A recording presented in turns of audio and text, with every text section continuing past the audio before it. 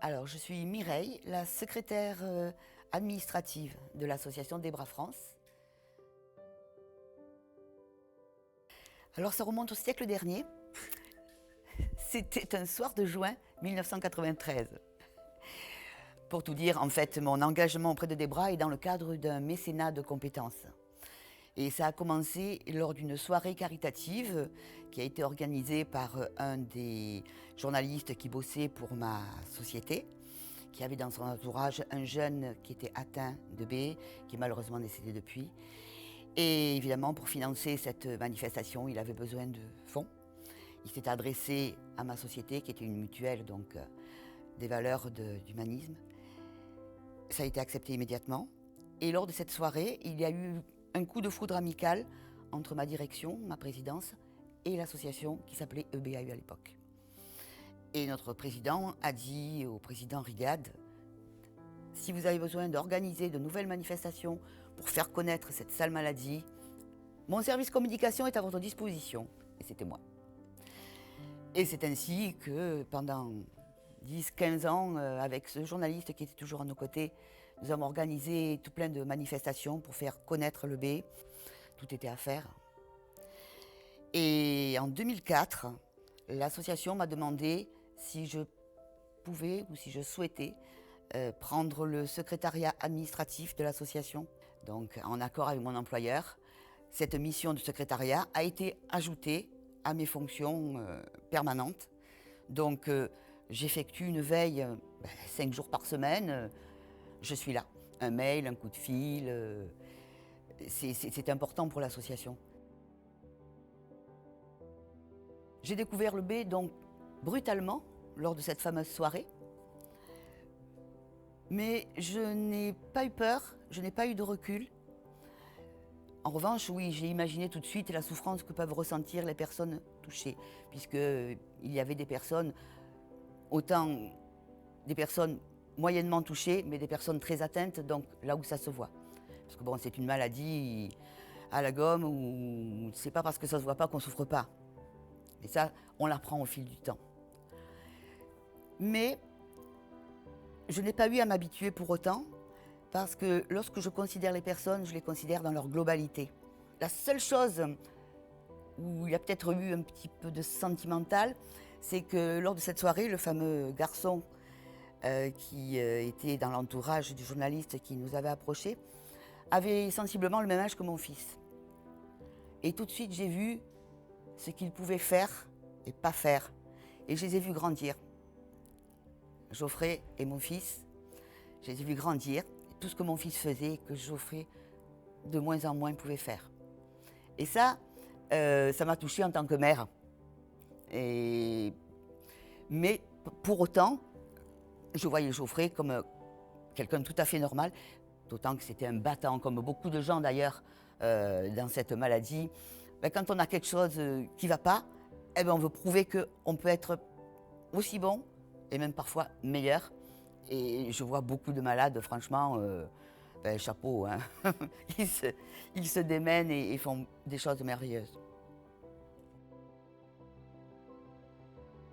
Il y a cette chance et cette opportunité pour l'association que ce soit un mécénat de compétences. C'est-à-dire, ben, je suis toute la journée à mon bureau, que je sois en télétravail ou sur site, peu importe, et ça fait partie de mes fonctions. Lorsque je suis évaluée en fin d'année, lorsqu'on fait nos fameux entretiens de fin d'année, eh ben, on parle de Des Bras. Ça fait partie de mon boulot. Et ça, c'est un grand avantage. Depuis toutes ces années, je n'aurais pas pu faire ça en bénévole. Mais justement, dans cet avantage d'être là sur le pont, pas H24, mais 5 jours sur 7, ça c'est... Je croise les doigts pour qu'on trouve quelqu'un qui puisse prendre le relais. Parce que c'est pas moi. Hein, c'est tombé sur moi. J'ai eu cette chance. Ça aurait pu tomber sur n'importe qui d'autre. Hein, mais il faudrait trouver quelqu'un qui puisse faire cette veille, être sur le pont. Quand je dis la veille, c'est-à-dire le mail arrive, ben, je peux le traiter dans la journée. Le coup de téléphone, la demande, que ce soit de la part des adhérents, que ce soit des personnes non adhérentes mais touchées par le B, et puis le conseil d'administration et toute la vie de l'association.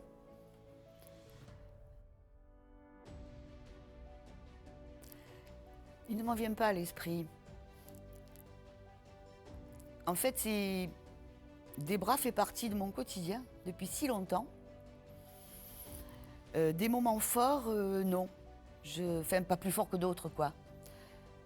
Bon, si ce n'est que, bien entendu, j'ai fait des connaissances et on a fait un bout de chemin ensemble et puis il y en a un peu trop qui sont partis.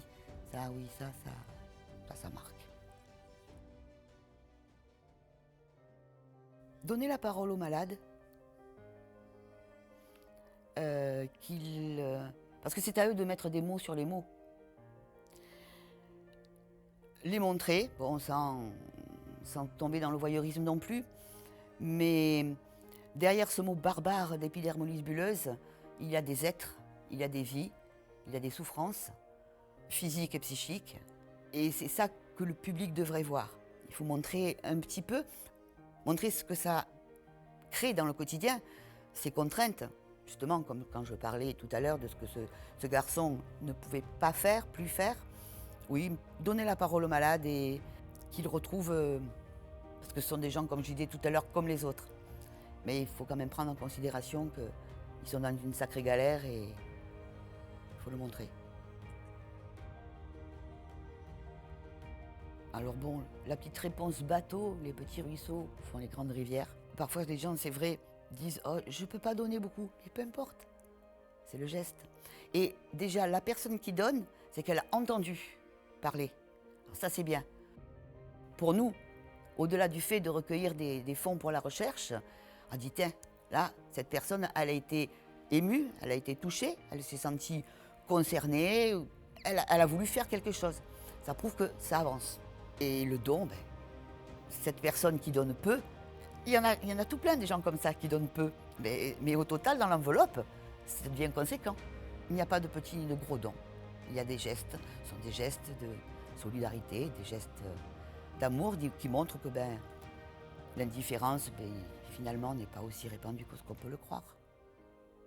Tu coupes.